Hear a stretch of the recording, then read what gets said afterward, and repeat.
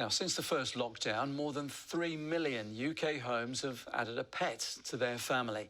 Now, with furlough ending and COVID restrictions lifting, more pets are being given to shelters or sold on. James Mahon has been looking at the impact on animal rescuers in our region. Big and small, loud and quiet. They came into our lives when we were working from home. But sadly, many of our pandemic pets are now becoming a problem. Certainly, yeah, we have. We've had a lot more dogs and cats coming through.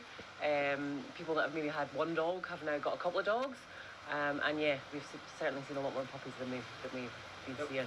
The RSPCA are advising pet owners who are returning to work or coming off furlough to support their dogs and cats in adjusting to a new routine.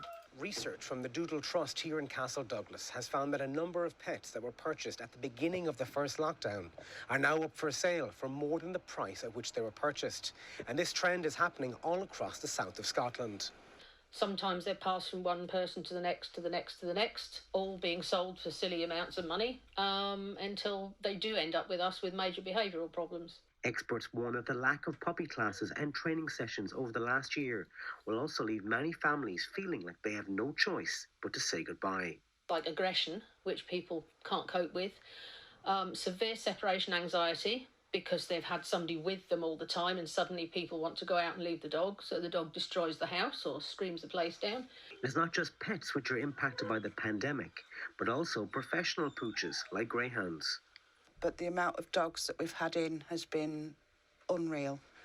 The racing industry retire 7,000 to 8,000 dogs a year in Great Britain. So it's been very tough for us to actually keep going. Previously high-value racing dogs have been cast aside, with greyhound tracks shut, with Scottish greyhounds now without owners or homes.